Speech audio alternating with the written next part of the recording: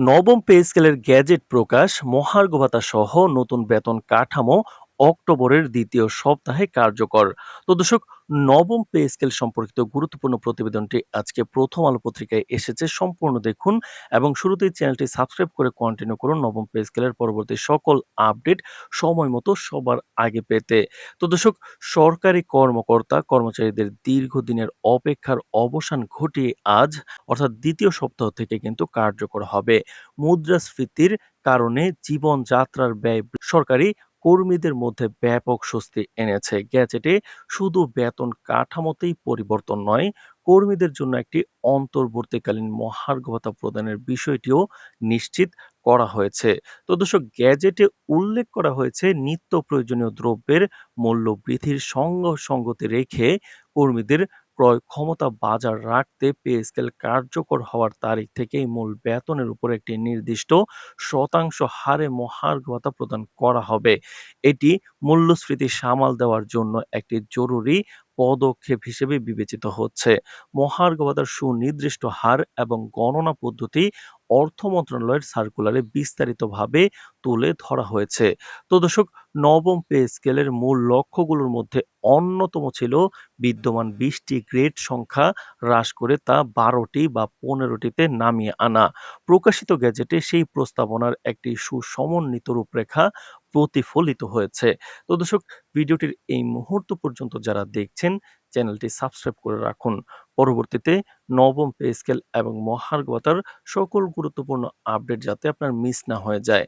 তো দর্শক, গ্রেড সংখ্যা কমিয়ে আনায় নিম্ন স্তরের কর্মচারীদের বেতন উল্লেখযোগ্য হারে বৃদ্ধি পেয়েছে, যা দীর্ঘদিন ধরে চলে আসা বেতন বৈষম্য নিরসনে বড় ভূমিকা রাখবে। নতুন বেতন কাঠামো অনুযায়ী সর্বনিম্ন ধাপের মূল বেতন ৮,২৫০ টাকা থেকে বৃদ্ধি পেয়ে একটি সম্মানজনক অঙ্কে উন্নীত করা হয়েছে। এটি বিশেষত ১১ থেকে ২০তম গ্রেডের কর্মচারীদের জন্য বড় সুবিধা আনবে। তো দর্শক, ২০১৫ সালের অষ্টম পে স্কেলে বাতিল হওয়া, যদিও সরাসরি এই দুটি প্রথাকে পুনর্বহাল করা হয়নি, তবে এর বিকল্প হিসেবে একটি নতুন পদোন্নতি ও আর্থিক সুবিধার নীতিমালা যুক্ত করা হয়েছে। এই নীতিমালায় কর্মীদের চাকরির মেয়াদে একটি নির্দিষ্ট সময় পরপর এবং সন্তোষজনক কাজের মূল্যায়নের ভিত্তিতে পরবর্তী গ্রেডে উন্নীত হওয়ার বা সমপরিমাণ আর্থিক সুবিধা পাওয়ার পথ তৈরি করা হয়েছে। এর ফলে কর্মীদের কর্মজীবনে স্থবিরতা কাটিয়ে ওঠার সুযোগ তৈরি হবে।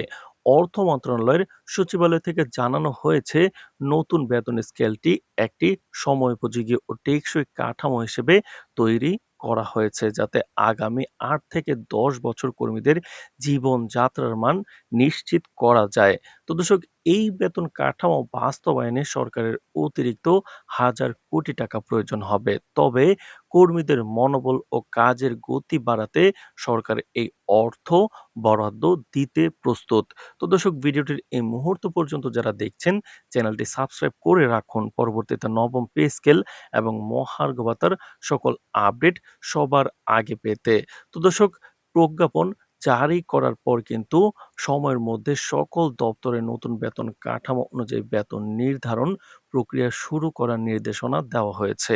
সরকারি কর্মচারী ফেডারেশন ও অন্যান্য সংগঠনগুলো এই গ্যাজেট প্রকাশকে স্বাগত জানিয়েছে এবং কর্মীদের অবিলম্বে সুবিধা নিশ্চিত করার জন্য সরকারের প্রতি কৃতজ্ঞতা প্রকাশ করেছে।